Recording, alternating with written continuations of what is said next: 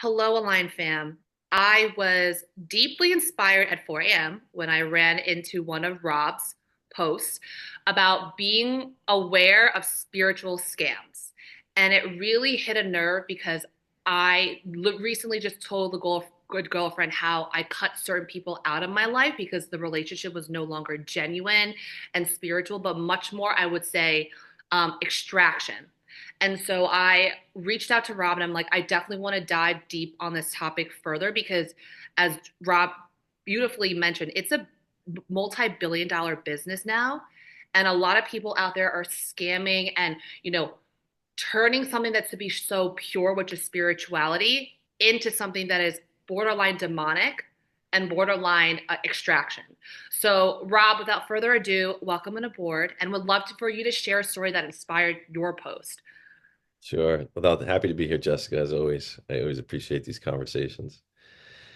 So it's an interesting topic, right? I've been on my own journey and not only through experiencing my own guides, but also like being a guide in and out. And, just I've learned that it's incredibly important to have discernment Hmm?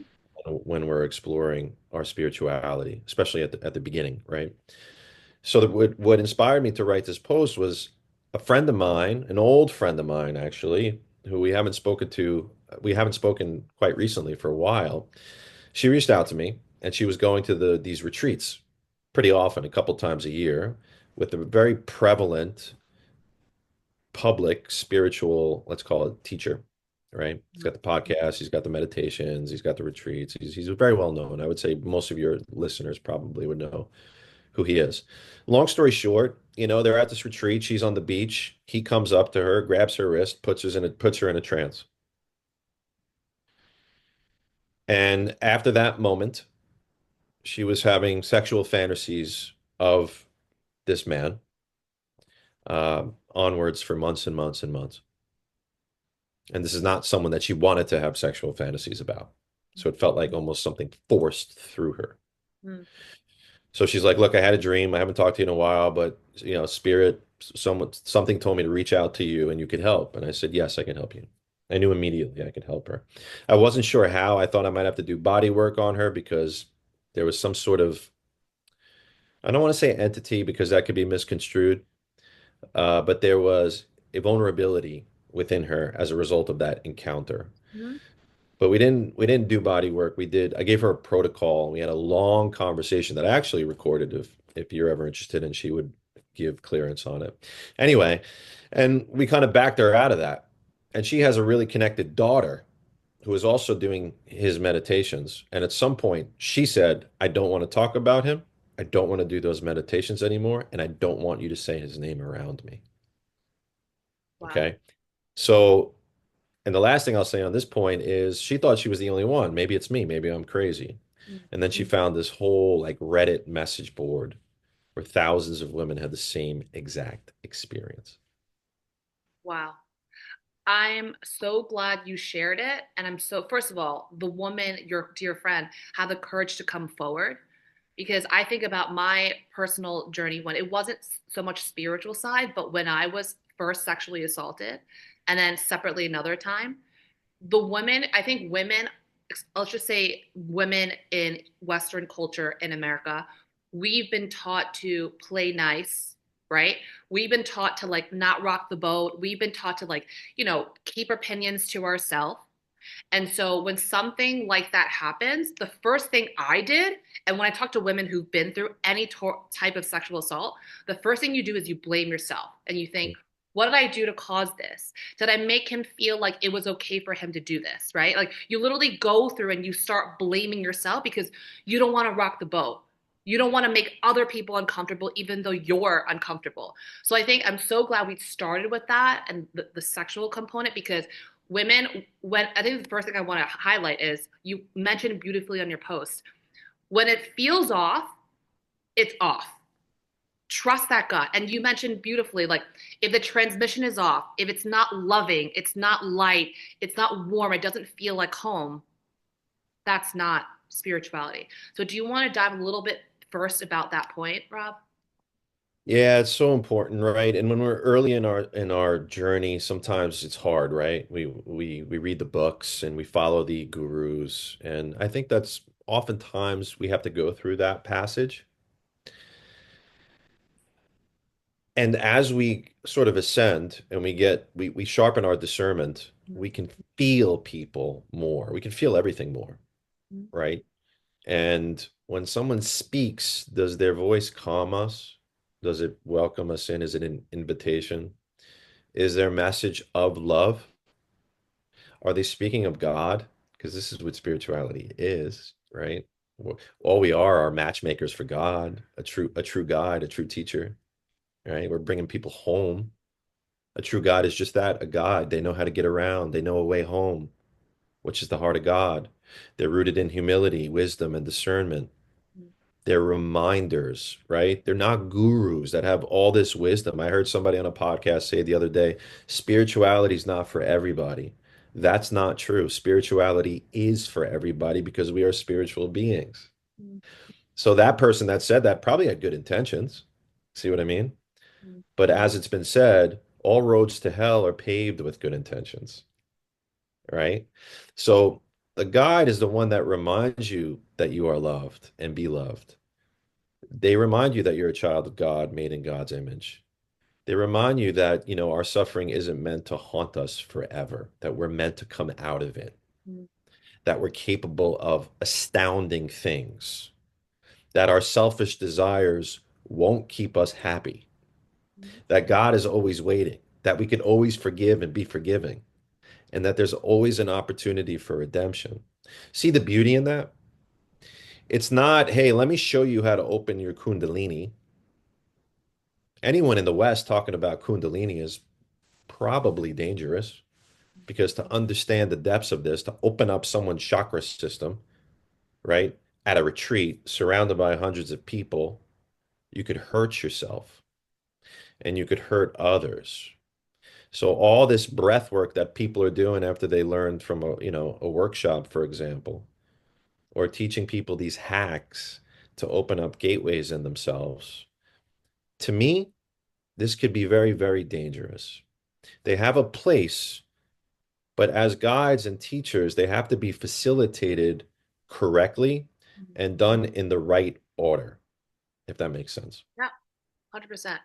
And I echo a little bit of what you mentioned, the feeling, what when it's on versus like felt feels right versus off. There will be times when the relationship with someone, a spiritual coach or leader, whatever you want to call them, starts off positive and warm and feels like home. But the moment it switches, trust your feelings because ultimately all these gurus and whatever, we're still human. Everyone's human, right? So if you're human, we come with human weaknesses. We all go through a journey. Any spiritual leader would even say, like, I myself have flaws. I myself have things to go like that would go haywire, right? So just because they're a spiritual leader doesn't mean they don't mess up or they may have selfish desires. They may have unpure mindsets that get transmitted to you. So I always say, like, be cautious. Don't let a positive history mess up your present and your future. Really trust how, like Rob mentioned, your feelings, and if it's off, it's off. Cut that relationship or take space. So, love that point. I think, secondly, we kind of highlighted a little bit, but a lot of spiritual leaders that are men have this sexual motive, right? And you mentioned that beautifully in your post. Can you talk a little bit more about how women, or even men, it happens to men too, can be more discerning and be more alert about this when deciding who to work with, who to take space from? Yeah, absolutely. I mean, the Bible talks a lot about this. I think John 4:1 says, test the spirits to see they are from God. Discernment, right? Mhm. Corinthians talks about even Satan disguises himself as an angel of light. So you're 100% right. The discernment comes in the subtleties because everyone's going to sound, I mean, most of the teachers sound good, right? They're well versed, they have a lot of knowledge, sometimes they even have a lot of wisdom. But the opposition, the devil, if you will, is not gonna be, they're not gonna show themselves so easily. You're not gonna, they're not gonna come out with horns. Yeah. They're gonna come out in the subtleties, and that's what you refer to with the sexuality. Now, as a man, I can tell you definitively, at least in my experience, and every man I talk to, taming your sexuality, transcending those sexual primal desires is the hardest part of this journey. It's the hardest part. And I'm sure for a woman too, to a different degree, but for a man. So what happens is the spiritual teacher now gets followers, now gets publicity, now gets popularity, now gets money. Well, there are a lot of women who see these men as a savior, someone who's helped them. They use their meditations, their retreats, their this, and help them with some relationships with their father or their mother. There's value in a lot of these people. I'm not saying there's not. But now what happens when they're now on that pedestal and they have groupie women that are willing to sleep with them, right? So now, as a teacher, a lot of these teachers will say sexuality is a path to spirituality. And my question would be, is that for your own benefit? Is that for God's benefit? You Mm, see? And this is the difference is now here come the demons. Like you said, we're all human. But the point of spirituality is to become more spiritual and a little less human. mhm, This is what Jesus Christ did, right? He was human and divine, and so are we. So if we're stuck in our, I want money, I want fame, I want sex, I want pleasure, pleasure, pleasure, then eventually they're going to fall from grace. mm, So women especially, if you see men posting online, teachers posting online, telling you you're a goddess and a princess and this and that over and over, read between the lines. Read between the lines. Because me personally, I don't often speak to women because I kind of stay in my lane, but sometimes I do, and I try to speak truth. And I know that oftentimes that truth is going to trigger women, and that's okay because I'm not here to placate, right? I'm not here to try to get laid. So this is very important as a woman to say, does this person have my best interests? As a pretty woman, can he look at me and see my soul, or is he stuck looking at my body and waiting for that moment to pounce? mhm, mhm. Love that. I love the male's perspective and the honesty, Rob, that you give from a female's perspective and just from personal experience. These are the signs when I knew this spiritual person is not someone that I want to open up my life to because I don't trust that it's genuine, right? First time was is actually with a woman, and they induced fear in me. And spirituality, like kind of think about intuition, it does not induce fear. It doesn't kind of spread this like, oh, I want to create like chaos in her life, so she pays me for this session, right? So I think any spiritual person who induces fear in you, I think that's a huge red flag. Secondly, is do a self check.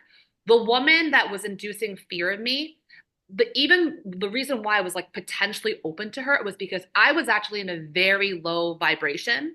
I had stuff going on in my life that like I just felt so also chaotic. And so naturally chaos attracts chaos.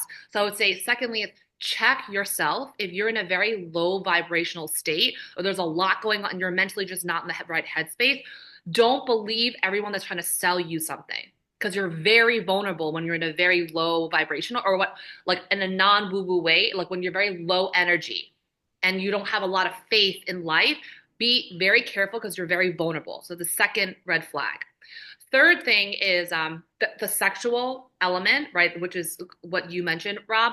When I am being pushed men to me when I've never once said I wanted men, right?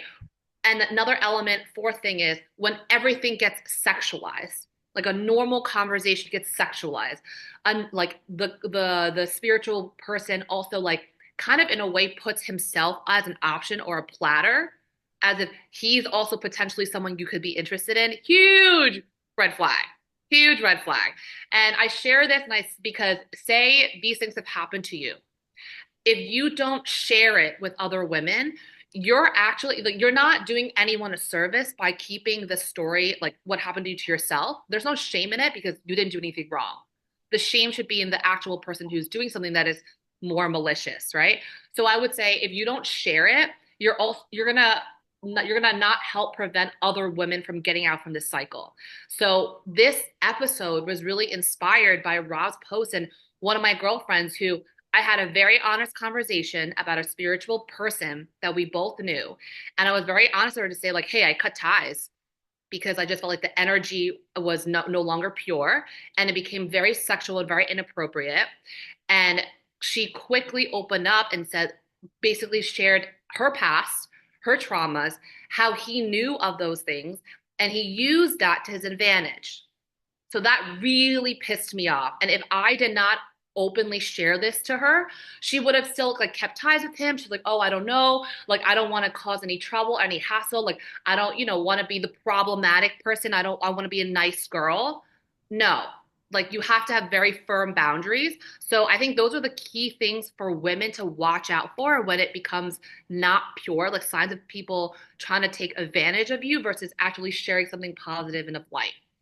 The third part, I would love to hear this one. It really hit home, Rob, when you said it is not pure to withhold information for more money. And we've Mm. all been through this with spiritual leaders who are a little bit, more human than spiritual. So, Rob, you want to talk about that? I got chills when you said they're still coming. Okay.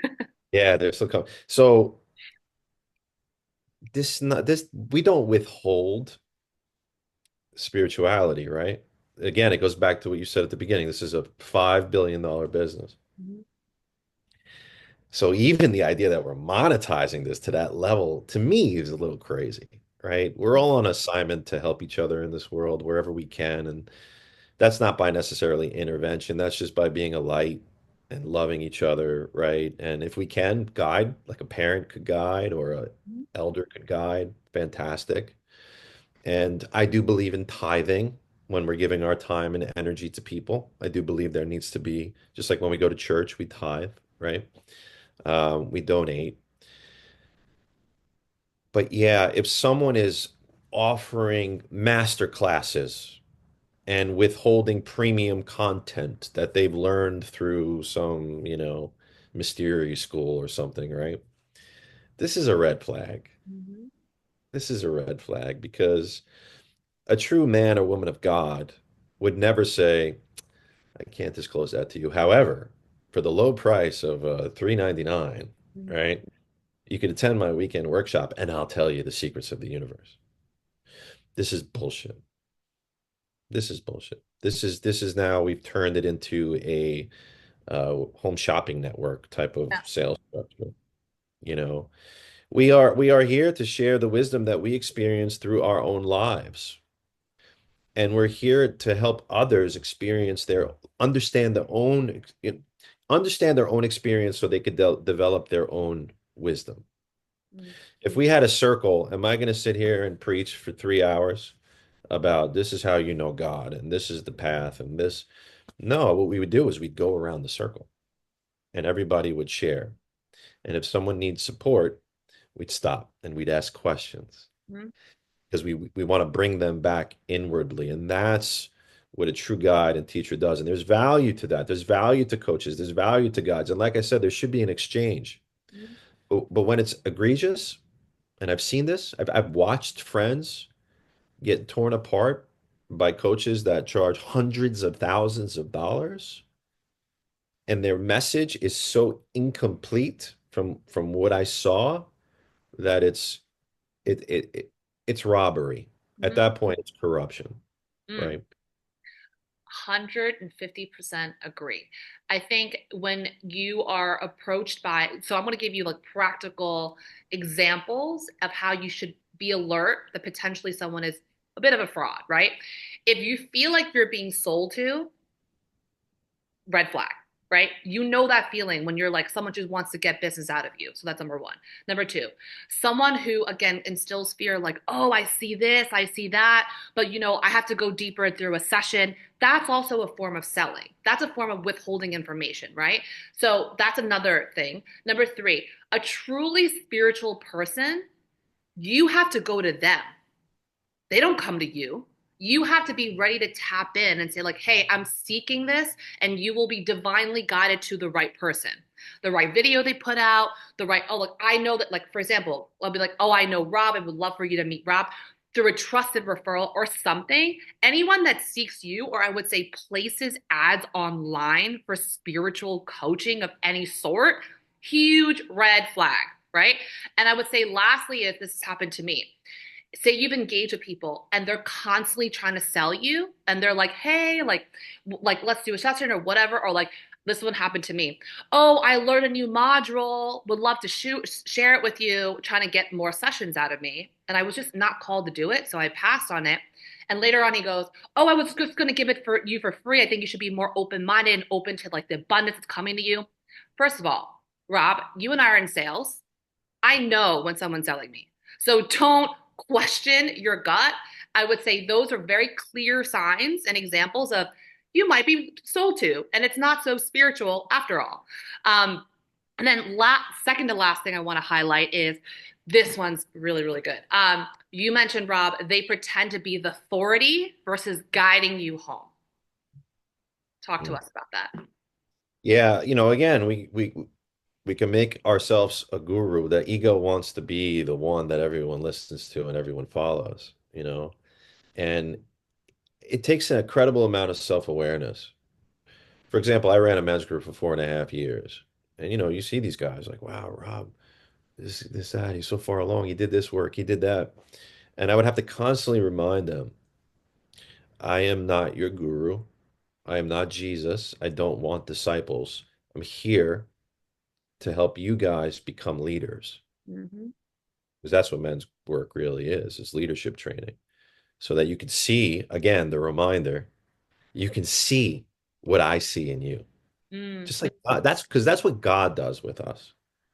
God is like, I'm just waiting for my children to stop bumping into walls and come home and see what I see because that's a divine love. That's a love that even goes beyond our parents' love for us, you know. But that's the best way we could relate, which is why God sent a human. So imagine how much your mom, and I met your parents, right? I see how much they love you. mm, You know, they see you and they know what you're capable of and they forgive you when you stumble, right? And that's God. So if we're not acting that way to say, hey, Jessica, I know we're working together. I don't want you to get too hung up on me. I want you to see what I see. Let me remind you who you are, mm, right? And you can tell, you will know them by their fruits. But going back to your question, man, I get bigger and bigger and bigger and more money and lights on me and this and that. And yeah, it's very easy to be a cult leader. mm, It's very easy to be a cult leader and have pretty girls running around chasing you and guys going, wow, man, you're so wise and so this. And it's the self-awareness that brings us back and says, hey, man, no, I'm not. I'm with you in this life. Okay. I experienced my own suffering and maybe I came out the other side, which means I'm a little further ahead of you at the moment. But let me reach out my arm when you're drowning. Let me pull you out. Let me help. Let me help you help yourself, which is exactly what God does with us. So we just have to, it's the ego is always going to come up. mm, I could get the pretty woman, I could get the money, I could get the fame, I could book the podcast, and we have to constantly humble ourselves. And this is why I resonate with Christ. Everybody has a different path. I'm not saying it's the only path, but everyone thought, especially Jewish people, that the Messiah was going to be some king with a giant sword that was going to slay all the evildoers. And he came back as a humble nomad who didn't ask for anything. He just wanted to serve his father's will. mm. And that's how you'll know. I love that. I felt that.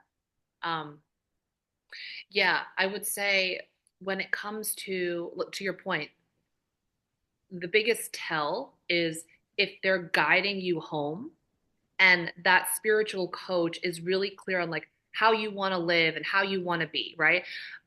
Put the spiritual side, even when it comes to like coaching, for example, the way I do coaching, I'm very clear with people. I'm not here to tell you how to live. No, this is how I live. This is how I'm not sharing my like, I don't want to be like the poster child of what the life is. I want to know where you want to go. And as a guide, I'm going to help you get there because I'm your mirror. Again, sharing like what you're capable of, what you can do, right? So I would say when it comes, especially with spiritual coaches, they should never be like, I'm the perfect one. You need to like worship me. Like I am the divine and you are human. Like anything that separates the the spiritual leader from you, huge red flag because that becomes ego driven versus like you said, it's just if someone's truly spiritual, they are the most humble one. They don't want the praise. They don't care for that. They get it because they actually end up helping people, right? And they help to transform people to come back home. But they're not doing it for the praise. I think that's a huge telltale sign. And then lastly, to wrap up on this one really hit a nerve. Um, Recycling other teachings often and it's proof they haven't gone through their own journey. Mm, yeah, that's a big one, right? Because that's a sign of a veneer, a facade. Mm-hmm. Because no, you wouldn't have to rely on other people's experience or intelligence if you had your own. Mm-hmm. And the truth is, we don't have to rely on any really knowledge, right? It goes back to what we said earlier. You'll know them by their fruits, just like the Bible says, their face, their voice, their posture, their eyes, their embrace. If you're around them, you'll feel it, their presence. There will be a glow and a radiance if they've truly gone through the journey of opening their heart. And once their heart is open, it doesn't matter really what they say, right? Yeah. Like when you've been around a really loving person, their presence, their touch, that could change our cellular structure Mm, yeah. because there's so much love. Their essence is love. Yeah. And we will know that when we experience that. But if someone's like, as Carl Jung said, and Sigmund Freud said, and as Wayne Dyer said, and as, you know, at some point you're like, what do you say? What did you go through that qualifies you to be here Mm-hmm. with me, especially if I'm paying you money, right? And it is that presence. It is like I'm dating a woman now and she's shocked because she just sees me cry almost every morning. And she's like, you're not crying for yourself. You're crying for other people. I go, yeah, yeah, I am. Now you know. Now you've seen something that no one else has seen. Mm-hmm. And it's true. I feel for people. I don't want them to suffer because I've suffered. Yeah. And now that I've been through it, it's like if I could be any value to you, God, to maybe help them alleviate their own suffering and not spend as much time in their suffering as I did, Mm-hmm. then I'll be that shepherd, you know? But if you don't have that open heart and you're just here to be like, I need 100 clients to make this much money and I have to get 50 people at this retreat, otherwise it's a failure. Like you said earlier, that's the ego. That's not true, genuine love. 100%. And I think that really hit a nerve because for those of us, take the spiritual element out of it. For those of us who, live through a system and we're told like you need to study this, even like if you're spiritual, I'm sure you read some sort of like spiritual book, right? And that became like your guiding light. And you become so obsessed with education and knowledge that you feel like the only credibility you get is when you start quoting other people or quoting other leaders. And so I love that point that you mentioned, like, do you have something to share? Because of course we're going to learn through other people's stories and their journeys. And there are going to be a lot of thought leaders who mention something beautiful that you can bring up in a session or meeting with someone. But Yes, that's a good clarification because I've done it several times here too, yeah, right? There's nothing wrong with it, but when you're dependent on it, when it's all you really do, then I see it as a red flag. 100%. And I think I love that one because it actually inspired me to think we all should be empowered. Like if you feel like it's a calling to share something that happened to you, stop holding yourself back. I literally just did an episode about like your life story is powerful. Don't think like, oh, I'm not Carl Jung. I'm not this. I'm not that. My story doesn't have any, meaning or it can't help people. Your story is uniquely yours. No one else has gone through it, but someone has lived some of your chapters and those experiences that you can help heal and help show another way or shorten their suffering, as Rob mentioned. So I love that point. It's like, share your story, share what you've been through, the shame, the grief, all of that. I'm not saying those things weren't real and what you felt, but it doesn't have to be a continual story you live. I think your pain and what you've been through is really here to sharpen you, and so you can be the messenger to help more people. So I love that last point about just that empowerment piece. But those are the five. I know you posted a lot of them, Rob, but those are the five I really want to highlight, and I'm so glad we got to dive deeper into your psyche. Final words, anything that you want to share or highlight to the audience when it comes to being careful and discerning about spiritual spams, tapping into their own spirituality. Any final words you want to share? No, just, trust yourself, Hmm. right? Your intuition is there for a reason. It's there, and you authenticity is the next era that we're moving into. Yes. People are tired of seeing filters. People are tired of seeing people advertise their bodies and their money and, guys standing in front of Lamborghinis that aren't theirs and, Yep. women posing and sucking in their gut. And, it's making people exhausted because we're comparing ourselves Yep. and it's not real. And we're starting to realize with AI and everything else, it's not real. Yeah. So we're moving into this era where people are going to start, and they already are, gravitating towards authenticity. Yep. And now's the time. So if we're still stuck in the old ways, maybe look at that and say, who are the people that I want to surround myself with?